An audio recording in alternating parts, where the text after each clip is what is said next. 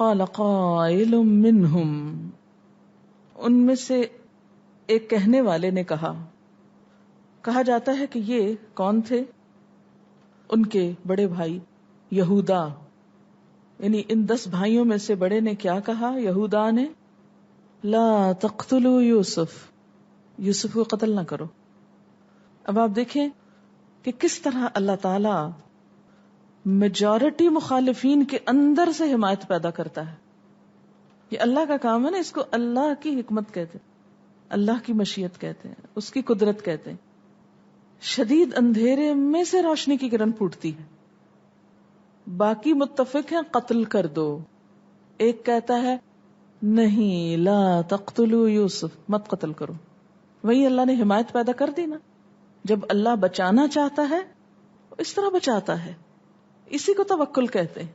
شدید مخالفت میں بھی اللہ تعالی حمایت نکال دے گا، وہاں سے بھی مددگار پیدا کر دے گا. جیسے حضور صلی اللہ علیہ وسلم کی شدید مخالفت میں سے ہی تو چند صالح عناصر نکل آئے تھے جنہوں نے آگے بڑھ کر آپ کا دفاع کیا تھا. اس لیے کبھی یہ نہ دیکھیں کہ میں نیک کام کیسے کروں، اتنے لوگ تو کچھ اور کر رہے ہیں اور میں یہ شروع کر دوں، یہ بڑا مشکل ہے. سارے تو زمانہ کدھر جا رہا ہے اور ہم اکیلے ادھر چلیں. نہیں، اس سارے زمانے میں سے اللہ مددگار نکال دے گا جو تمہارے ساتھ بھی چلنے والے ہو جائیں گے. لیکن اپنے اصول کو قربان نہ کرنا، اللہ کو ناراض نہ کرنا. ہم ساروں کو راضی کرنے کے لیے اس کو ناراض کر بیٹھتے ہیں اور پھر اس کی مدد کا یقین بھی رکھتے ہیں. لیکن یہاں کیا نظر آ رہا ہے کہ شدید مخالفین میں سے مددگار نکل آیا. جسے پہلے سے بارے میں آپ نے پڑھا تھا نا کہ وَإِنَّ مِنَ الْحِجَارَةِ لَمَا يَتَفَجَّرُ مِنْهُ الْأَنْهَارُ وَإِنَّ مِنْهَا لَمَا يَهْبِطُ مِنْ خَشْيَةِ اللَّهِ. پتھر بھی پھٹ پڑتے ہیں، وہ بھی لڑھک جاتے ہیں، گر جاتے ہیں. تو سخت سے سخت مخالفت میں بھی دراڑیں پڑ جاتی ہیں. اس لیے کبھی یہ نہ سوچیں کہ لوگ خلاف ہو جائیں گے اس لیے میں نے نیک کام نہیں کرنا. وہ آج خلاف ہوں گے، کل وہی آپ کے حمایتی بنے ہوئے ہوں گے. اور اگر آج آپ نے ان کا دل جیت بھی لیا نا، کل وہی آپ کی دشمنی کریں گے. تو ایک رب ہے جس کو اگر آپ واقعی خوش کر دیں تو کوئی آپ کا کچھ نہیں بگاڑ سکتا. اور یہی چیز انسان کو مکمل اطمینان دیتی. قال قائل منهم لا تقتلوا یوسف وَأَلْقُوهُ فِي غَيَابَةِ الْجُبِّ، اور ڈال دو اس کو اندھیرے کنویں میں، کنویں کی گہرائی میں ڈال دو. يَلْتَقِطْهُ بَعْدُ السَّيَّارَةِ، کوئی قافلہ آ کے اٹھا لے جائے گا. تمہارا مقصد تو یہی ہے نا کہ اپنی نظروں سے ہٹا دو اس کو، تو مارنے کی کیا ضرورت ہے، کنویں میں ڈال دو. ان کنتم فاعلین، اگر تم کرنے والے. کیونکہ اگر کہیں بھی چھوڑتے جنگل وہ پیچھے آ جاتے، چند دن بعد پہنچ جاتے. تو بہتر ہے کہ ان کو اس طرح اپنے سے دور کرو. اب یہاں پر آپ دیکھیں کہ ایک لفظ غیابت ہے. غیابت کہتے ہیں ہر وہ چیز جو کسی کو چھپا کر غائب کر لے. اور جب کہتے ہیں کنویں کو، وہ کنواں جس کی منڈیر نہ ہو. کنویں کے لیے کئی لفظ ہیں عربی میں. تو وہ کنواں جس کی منڈیر نہ ہو، یعنی ایسا کچا کنواں، ویران کنواں، کیونکہ پانی سے بھرا ہوا نہیں ہوگا. پھر یہ اسے پانی نہیں زیادہ ہوگا. ویسے ہی جیسے کنویں ویران ہو جاتے نا، سوکھ جاتے ہیں اور بہت گہرے بھی نہیں ہوتے اور ان کی کوئی منڈیر بھی نہیں، تو وہاں ڈال دو. یعنی دو اکٹھی چیزیں ہیں نا، غیابت الجب. یہ کنویں کے ساتھ غیابت کا لفظ جو ہے یہ تہ اور گہرائی میں مبالغہ ہے. یلتقط ہو، یلتقط لقطہ سے ہے، لام قاف تو اس کا روٹ ہے. گری پڑی چیز، گری پڑی چیز سمجھ کے لوگ سمجھیں گے کہ اس کنویں کی منڈیر نہیں تھی، کوئی گر گیا آ کے، تو گری پڑی چیز اٹھا کے کوئی لے جائے گا. سیارہ وہ جماعت جو سفر کے لیے رستہ طے کرتی، سیار سے. سیر اس کا روٹ ہے. سیر کرنا کیا ہوتا ہے؟ زمین میں چلنا. پیچھے آپ نے ایک لفظ پڑھا تھا هو الذی یسیرکم فی البر والبحر. تو سیار بہت چلنے والا، اور سیارہ قافلہ جو سفر کے لیے چلے. کوئی قافلہ آئے گا، اس کنویں کے پاس سے گزرے گا، پانی لینے کے لیے جھانکے گا اور اس کو نکال کے ساتھ لیتا جائے گا، وہ چھوڑے گا تھوڑی، کوئی پکڑ کے لے جائے گا. جیسے ہمارے یہاں کہتے ہیں نا بچے کو پکڑ لیا کسی نے، تو کوئی اس کو پکڑ کے لے جائے گا، اغوا کر لے گا، گم کر لے گا. ان کنتم فاعلین، اگر تم کچھ کرنے والے ہو. قالو، وہ کہنے لگے، یا ابانا، اے ہمارے ابا جان. اب اپنا کام کر آ کے بیچ کی اب ساری تفصیل ختم ہے، اس لیے کہ اس کو انسان خود اپنے امیجنیشن سے پورا کر سکتا ہے کہ انہوں نے یہ پلان کیا اور پھر کر لیا. اگر یہ کہا جاتا کہ ہاں پھر انہوں نے کیا کیا، ایک کنواں ڈھونڈا اور پھر اس کو لے جا کے اس میں ڈال دیا، یہ ایک فالتو سا حصہ تھا کہانی کا. اور قرآن اس لیے کہانی نہیں سناتا کہ ہر چھوٹی بڑی بات افسانہ نگاری کے شوق میں بڑھائی جائے، یعنی بات بڑھاتا نہیں. عام قصوں اور قرآن کے قصوں میں فرق کیا ہے؟ باقی قصے بات بڑھاتے ہیں، رائی کا پہاڑ بناتے ہیں، تب قصہ بنتا ہے جا کے. لیکن قرآن کا قصہ کیا ہے؟ بڑی بات کو چھوٹے الفاظ میں سمو کے رکھ دینا. اسی لیے آپ دیکھیں گے کہ بیچ میں کچھ گیپس انسان کی انوالومنٹ زیادہ رہتی ہے. اچھا پھر کیا ہوا؟ پھر غور و فکر بھی کرتا ہے انسان. اگر ہر چیز بتا دی جائے تو پھر ہمارا کام کہاں گیا؟ یہ بھی ایجوکیشن کا ایک انداز ہے کہ اسپون فیڈنگ نہ کی جائے، ہر بات نہ بتائی جائے، کچھ دوسرے سے بھی سچوائی جائے. قالو، وہ کہنے لگے، یا ابانا، اے ابا جان، ما لکا، کیا ہے تجھ کو، لا تأمنا علی یوسف، پلان ہو کے اب باپ کے پاس جاتے ہیں. اور کس طرح باپ سے پیش آتے ہیں؟ ما لک لا تأمنا علی یوسف، آپ کو کیا ہے، آپ یوسف کے بارے میں ہم پر کوئی بھروسہ ہی نہیں کرتے. کیا انداز ہے بات کرنے کا نا، دوسرے کو اکسانے کا، یعنی ایک الزامی انداز میں بات کرنا. آپ ایسا نہیں کرتے، آپ ویسا نہیں کرتے، تاکہ وہ اپنے سے الزام دھونے کے لیے وہ کر لیں جو نہیں کرتے. ایک تو یہ تھا کہ ویسے کہتے کہ آپ یہ کر دیں، اور ایک یہ آپ کرتے ہی نہیں ہیں. تو یہ جو کہنا ہے نا آپ کرتے ہی نہیں ہیں، تو اس میں انسان کہہ سکتا اچھا میں کر دیتا ہوں. وَإِنَّا لَهُ لَنَاصِحُونَ، اور ہم اس کے بڑے خیرخواہ ہیں.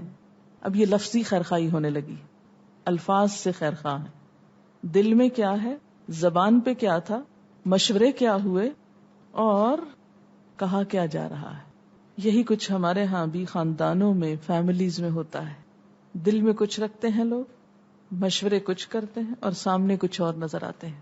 ارسلہ معنا، اس کو ہمارے ساتھ بھیج دیجئے. غدن، کل آپ اس کو ہمارے ساتھ جانے دیجئے. پہلے پرووک کر لیا، پھر اس کے بعد آپ ذرا جانے دیجئے. اجازت لینے کا ایک طریقہ ہے. یرتا و یلعب، یرتا ریتے عین رتا کہتے ہیں چرنے کو. جیسے جانور چارہ چگتا ہے نا، تو جب انسان باہر جاتا ہے کہیں آؤٹنگ پہ، تو عموماً کیا ہوتا ہے کہ وہاں کے جو نیچرل فروٹس ہیں یا نئی نئی چیزیں ہیں ان کو کھاتا پیتا ہے.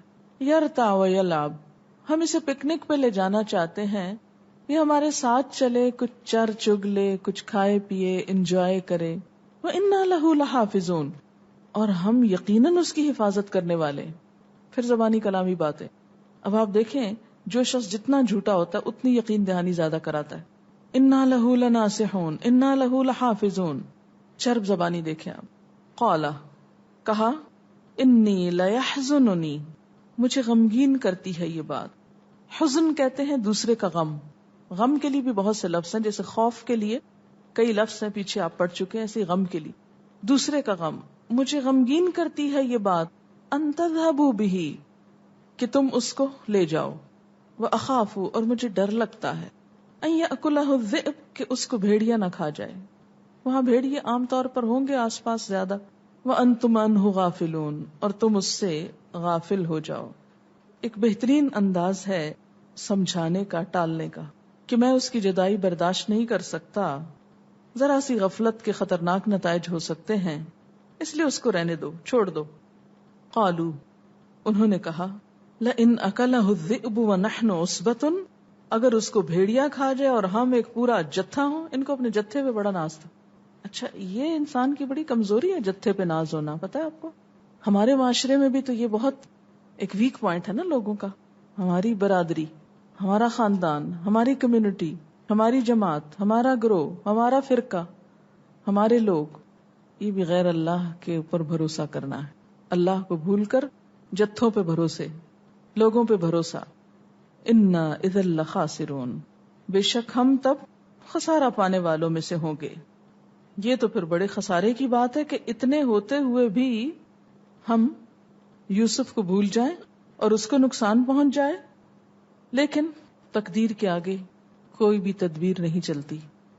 فلما ذهبوا به، اب وہ لے جاتے ہیں اس کو منا کے باپ کو، اب لے گئے اس کو. واجمعوا، اور انہوں نے اتفاق کر لیا. اجمعوا، اجماع کر لیا، سب جمع ہو گئے. ان یجعلوہ، کہ ڈال دیں گے اس کو. کس کو؟ یوسف کو. کہاں؟ فی غیابت الجب، اندھے کنویں میں یا کنویں کی گہرائی میں. وَأَوْحَيْنَا إِلَيْهِ، اور ہم نے وحی کی اس کی طرف. کس کی طرف؟ یوسف علیہ السلام کی طرف، آپ کو تسلی دینے کے لیے.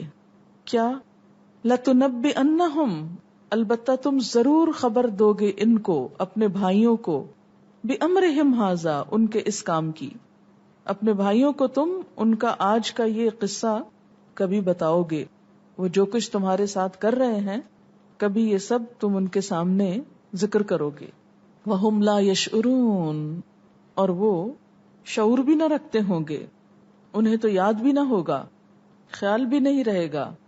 روایات میں آتا ہے کہ یوسف علیہ السلام 3 دن کنویں میں رہے تھے، اور یہیں پر انہیں خواب کے ذریعے دکھایا گیا تھا کہ تم ایک دن بڑے مقام پر پہنچو گے اور تمہارے بھائی عاجز خوار ہو کر تمہارے پاس پہنچیں گے اور تم انہیں ان کا یہ جرم یاد کرواؤ گے.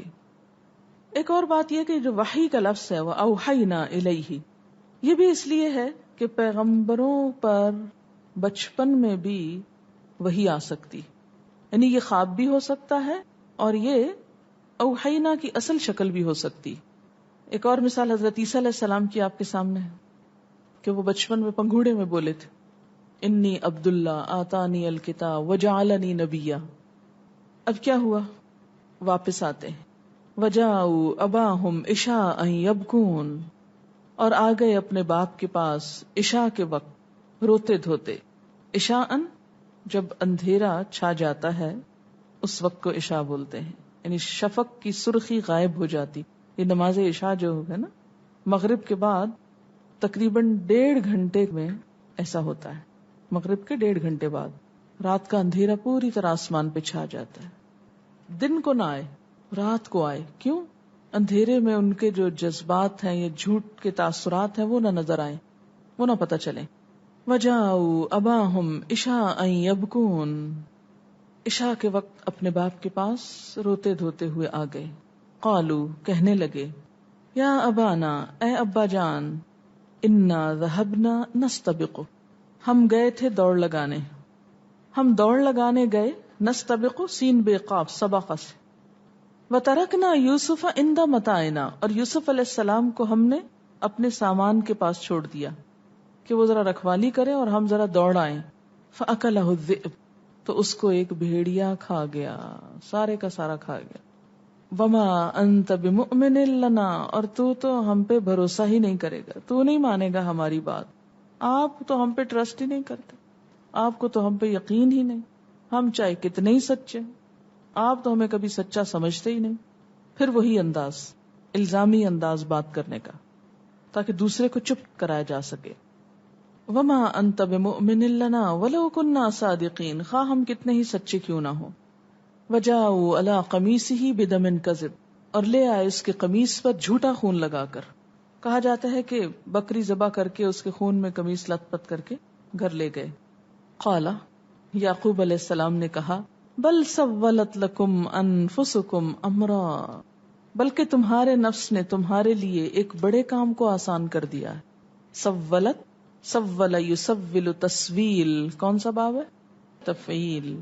اس کے معنی ہیں نفس کا اس چیز کو جس پر وہ حریص ہے مزین کرنے اور بری چیز کو اچھی شکل میں پیش کرنا، برے کام کو اچھا بنا کے پیش کرنا.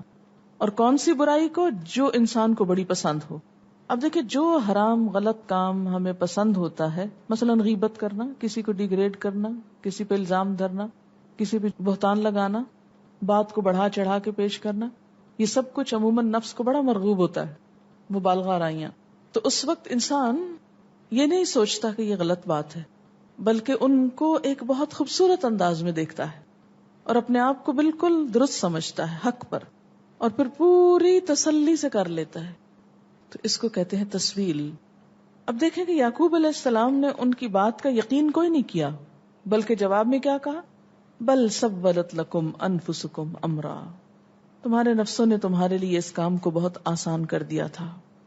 فصبر جمیل، صبر ہی اچھا ہے. یہ ہے ایک بہترین اخلاق کہ ایک شخص اتنا بڑا جرم کرے اور جواب میں انسان اس طرح نظر انداز کرے، اس طرح درگزر کرے. فصبر جمیل، صبر ہی اچھا ہے، صبر کروں گا، اچھی طرح کروں گا. واللہ المستعان، اور اللہ ہی ہے جس سے مدد چاہی جاتی ہے، اللہ ہی سے مدد مانگتا ہوں. الا ما تصفون، اس پر جو تم بیان کر رہے ہو، یہ بات جو تم کہہ رہے ہو، اس بات کو برداشت کرنے کے لیے، اس پر حوصلہ لانے کے لیے اللہ سے مدد مانگوں گا. یعقوب علیہ السلام کوئی گالی گلوچ نہیں کرتے، کوئی شور ہنگامہ نہیں کرتے، کوئی بین نہیں کرتے، کوئی بال نہیں نوچتے، کوئی بیٹوں کو دھمکی نہیں دیتے کہ نکل جاؤ یہاں سے اور مجھے نظر نہ آؤ، کچھ نہیں. اچھا، ہم لوگ کیا کرتے ہیں؟ اگر ہمارے بچوں میں سے کوئی ایک بچہ ایسا کر کے آئے، اتنا بڑا جرم، چھوٹا نہیں ہے یہ جرم، مثلاً فیل ہو کے آئے، رزلٹ اچھا نہ آئے اس کا، یا کوئی اور ایسا ہی غلط کام کر کے آئے، ہم اس کی آتے ہی کیا خبر لیتے ہیں؟ یہ میں سب ماؤں سے پوچھ رہی ہوں، ہم سب کیا کرتے ہیں؟ چیخیں گے، چلائیں گے، شور کریں گے، ہنگامہ کریں گے، برتن توڑیں گے، دروازے پٹکیں گے، رونا دھونا مچا دیں گے، اور قصہ سارا دن ہر آنے جانے والے کو سنائیں گے، اور بس چلے تو مار پٹائی بھی کریں گے. یہاں ایک معزز باپ کا روپ نظر آتا ہے، با اخلاق با کردار باپ کا، جو اولاد کی غلطی کو اس نظر سے دیکھتا ہے. کیا زبردست اخلاق ہے نا. آپ ذرا امیجن کریں، یعقوب علیہ السلام بیٹھے ہوئے ہیں اور یوسف علیہ السلام کو کہیں چھوڑ کر باقی بھائی آئے ہیں، جھوٹی بات کر رہے ہیں، اور باپ کو پتا چل رہا ہے یہ جھوٹ بول رہے ہیں. یہ کیسے ہو سکتا ہے کہ 13-14 سال کا لڑکا سارا ہی بھیڑیا کھا جائے؟ بھیڑیا کا سائز معلوم ہے؟ انسان سے چھوٹا ہوتا ہے نا، بکری سے کچھ بڑا ہوتا ہے. آپ چلے یوں ہی سمجھ لیں جیسے بکری ہو، تو بکری ایک 14-15 سالہ لڑکے کو کھا سکتی ہے؟ یعنی اس سینس میں نہیں، اس اپنے سائز کے اعتبار سے بھی، اور اس طرح کھائے کہ کچھ بھی نہ چھوڑے اور صرف صحیح سلامت قمیض اتار کے واپس دے دے آپ کو. تو ان کے ان قرائن سے یعقوب علیہ السلام سمجھ گئے کہ یہ بالکل جھوٹی بات کر رہے ہیں، پتا ہے کہ یہ جھوٹ کہہ رہے ہیں. اس کے باوجود ریاکشن دیکھیں باپ کا. ہم سب کے لیے سبق ہے کہ بڑی سے بڑی خرابی کو خاموشی کے ساتھ برداشت کر لینا. اس کا فائدہ کیا ہوتا ہے؟ اس کا فائدہ کیا ہوتا ہے کہ آئندہ کے لیے اولاد کی اصلاح کے چانسز باقی رہتے ہیں. اور جو والدین چھوٹی سی بات پر بہت بڑا ری ایکشن کرتے ہیں اور بچوں کو گھر سے نکال باہر کرتے ہیں، بے عزت کرتے ہیں، وہ ان کی مزید اصلاح کے مواقع ختم کر دیتے ہیں. وجاءت سیارہ، اب دوسری طرف کیا ہو رہا ہے؟ ادھر کا سین کیا ہے؟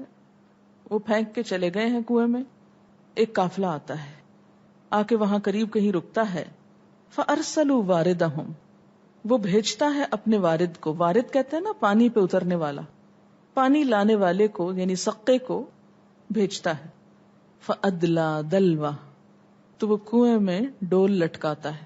یہ لفظ پیچھے بھی آپ پڑھ چکے ہیں سورۃ الاعراف میں، جب شیطان نے حضرت آدم اور حوا کو بہکایا تھا تو اس کے لیے لفظ آیا تھا فَدَلَّاهُمَا بِغُرُورٍ، اور یہ لفظ تدلیہ سے ہے جس کا معنی ہوتا ہے کنویں میں ڈول ڈالنا. تو ادلا ڈول ڈالا، دلوہ اپنا ڈول. کس نے؟ وارد نے، پانی لینے والے نے کنویں میں ڈول ڈالا. قالا، بول اٹھا، یا بشرا، او خوشخبری، گڈ نیوز، ہاذا غلام، یہ تو ایک لڑکا ہے. بعض روایات میں ان کی عمر 13 سال، بعض میں 16 سال اور بعض میں 17 بھی بتائی جاتی. Ten ager. یہ تو ایک لڑکا ہے. وَأَسَرُّوهُ بِدَعَةً، اور انہوں نے چھپا لیا اس کو مال تجارت سمجھ کر کہ ایک لڑکا ہاتھ آ گیا. کیونکہ اس دور میں غلامی کا رواج تھا، انسان بیچے خریدے جاتے تھے منڈیوں میں، جیسے بھیڑ بکریاں بیچی خریدی جاتی. کبھی منڈی گئے آپ؟ دیکھی ہے کوئی منڈی جس میں جانور بکتے ہوں؟ آپ سوچیں ذرا، امیجن کریں وہاں پر انسان کھڑے ہوں بکنے کو، کس قدر ذلت ہے انسان کی. لیکن بہرحال پہلے ایسا ہوا کرتا تھا کہ انسانوں کی بھی، غلاموں کی بھی منڈیاں لگتی تھی جیسے بھیڑ بکریوں کی لگتی. تو انہوں نے کیا کیا، اس لڑکے کو یہ نہیں پوچھا کہاں سے آئے ہو، کیا بیتی، کیا ہوا، کہاں جانا چاہتے ہو. انہوں نے کہا ہمیں تو ایک مال غنیمت ہاتھ لگ گیا، اس کو ہم اب بیچ کے فائدہ اٹھائیں گے. بدعہ کہتے ہیں مال تجارت کو، بدعن سے. بدعن گوشت کا بڑا ٹکڑا جو کاٹ کر علیحدہ کر لیا جائے، مال کی وافر مقدار کے لیے جو تجارت کے لیے رکھا جائے. آپ نے دیکھا ہوگا جیسے ایک دکاندار ہوتا ہے نا، وہ سارا دن سامان سیل کرتا ہے، جو پیسے اس کو آتے ہیں وہ سارے کھا پی کے ختم نہیں کرتا. وہ کیا کرتا ہے، کچھ استعمال کرتا ہے اور اس کا ایک بڑا حصہ ری انویسٹ کرنے کے لیے الگ رکھ لیتا ہے. یہ جو عام خرچے سے پیسے دوبارہ انویسٹ کرنے کے لیے رکھے جاتے ہیں، یہ بدعہ اصل میں کہلاتے ہیں. اور پھر اس سے مال تجارت کے لیے بھی لفظ بدعہ استعمال ہونے لگا. وَأَسَرُّوهُ بِدَعَةً وَاللَّهُ عَلِيمٌ بِمَا يَعْمَلُونَ، اور اللہ خوب جانتا ہے جو وہ کر رہے تھے.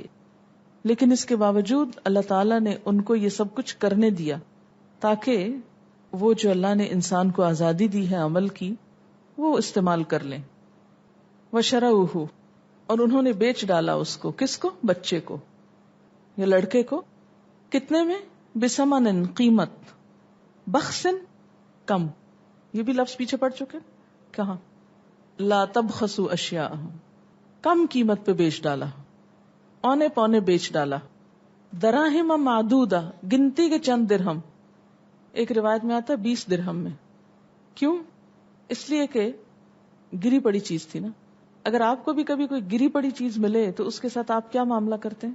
اگر آپ کو وہ بیچنی پڑے تو آپ کو اس سے کوئی انٹرسٹ نہیں ہوتا کہ وہ کتنے کی بیچے، بس یہ کہ بک جائے، جان چھوٹے. انہوں نے بھی جان چھوڑانی چاہیے. وَكَانُوا فِيهِ مِنَ الزَّاهِدِينَ، اور وہ تھے اس کے معاملے میں بے رغبت لوگوں میں سے. زاہد کی جمع ہے زاہدین. زاہد کس کو کہتے ہیں؟ جو دنیا سے بے رغبت ہو، جس کو دنیا میں کوئی انٹرسٹ نہ ہو. اس قافلے والوں کو بھی یوسف میں کوئی انٹرسٹ نہیں تھا. تو آپ دیکھیں اتنی قیمتی چیز یوسف علیہ السلام کہ جنہوں نے اتنا بڑا خواب دیکھ رکھا تھا کہ 11 کوكبا والشمس والقمر رأيتهم لي ساجدين. ایک طرف اس کا اتنا بڑا مقام اور دوسری طرف اس کی یہ ناقدری. ہر انسان کی زندگی میں یہ دونوں چیزیں آتی. مثلاً بعض اوقات میکے میں ایک لڑکی بہت اہمیت رکھتی ہے، ماں باپ کی بہت لاڈلی ہو سکتی، سسرال میں آتی ہے تو کوئی پوچھتا بھی نہیں اس کو، اور ان کو پتہ بھی نہیں ہوتا کہ یہ کتنی قابل یا کتنی بہترین چیز. اور پھر آپ دیکھیں کہ یوسف علیہ السلام اچھے بھلے سمجھدار تھے، اپنا خواب بھی ان کو یاد تھا اور وہ سب دیکھتے سمجھتے تھے، اور جو ان کے ساتھ ہو رہا تھا اس کو بھی جانتے تھے، لیکن وہ اللہ کی رحمت سے مایوس نہیں ہوئے. ہمیں ذرا سی کوئی مشکل آ جائے تو ہم کہتے ہیں لو ہم ہی رہ گئے تھے آزمائے جانے کو، ہمارے ساتھ ایسے کیوں ہو گیا. اور آپ دیکھیں کہ ایک بچہ جو اپنے ماں باپ کا بڑا ہی محبوب تھا، خاص طور پر باپ کا بہت ہی لاڈلا، اور اس لاڈ اور محبت کی وجہ سے اس کو بے دخل کیا جا رہا تھا. اتنا لاڈلا بچہ ساری محبت سے محروم ہو کر یکایک ایسے ہاتھوں میں آ جاتا ہے کہ جن کو اس سے کوئی انٹرسٹ نہیں تھا. ایک شخص کا یوں یکایک بے قیمت ہو جانا، بے قدر ہو جانا، خود اس کے لیے بہت بڑی آزمائش ہوتی.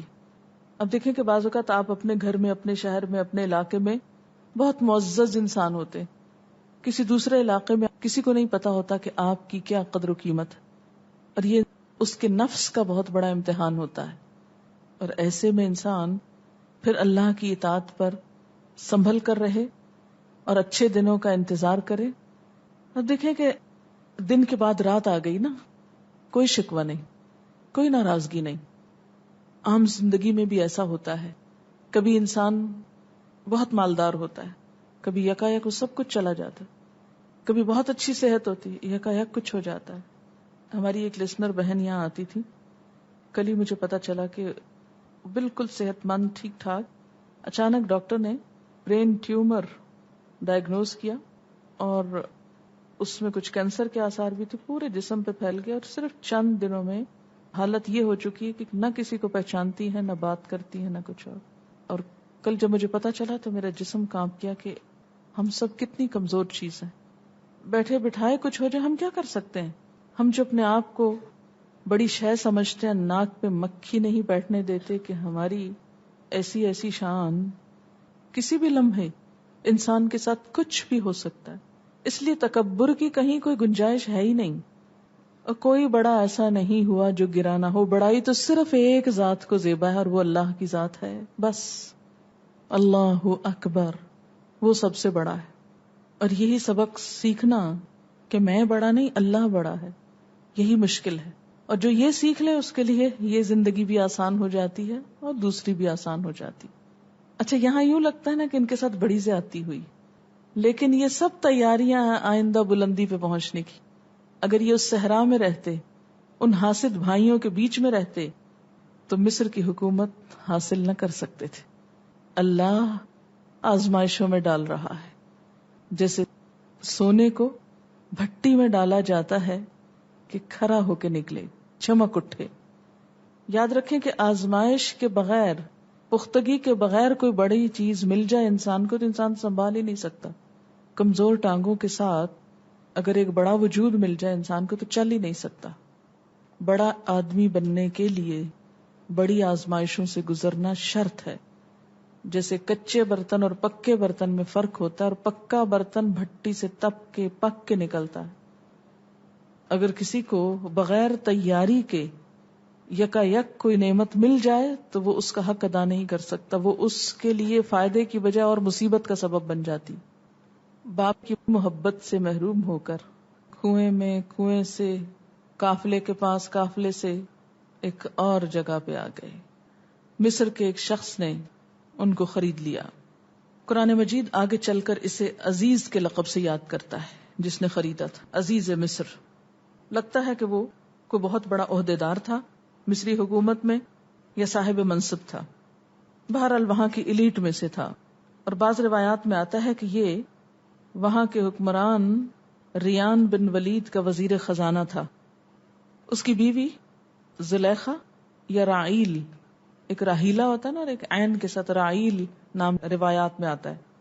وقال الذي اشتراه من مصر لامرأته، اور جس شخص نے اسے مصر سے خریدا تھا اس نے اپنی بیوی سے کہا اکرمی مثواہ، اسے عزت سے رکھنا. یہ اس کے بلند اخلاق کی دلیل ہے کہ میں خرید کے تو لایا ہوں، لڑکا اچھا ہے، باعزت طریقے سے اس کو رکھنا. اکرمی اکرام سے ہے، یعنی عزت دینا. اور مثوا کہتے ہیں ٹھکانا، اسم ظرف مکان ہے، اس کی جمع مساوی ہوتا ہے. دراز مدت تک زیادہ عرصہ ٹھہرنے کا مقام. مسوا زیادہ دن ٹھہرنے کی جگہ. کچھ جگہ ہوتی ہیں جہاں انسان چند دن کے لیے جاتا ہے، لیکن کچھ جگہ جیسے چند مہینوں یا سالوں کے لیے جائے تو اس کو مسوا کہتے ہیں. اس کو اچھا ٹھکانہ دینا. اسا امید ہے انفعنا، کہ یہ ہم کو فائدہ دے گا. لڑکا ہے چھوٹا، جس طرح ڈھالیں گے ڈھل جائے گا اور ہم کو نفع دے گا. یہ بھی اس کی سمجھداری کی علامت تھی کہ تم اس سے اچھا کرنا، کل یہ تم سے اچھا کرے گا. او نتخذہ ولدا، اور یہ بھی ہو سکتا ہے کہ ہم اس کو اپنا بچہ بنا لیں، بیٹا کہیں.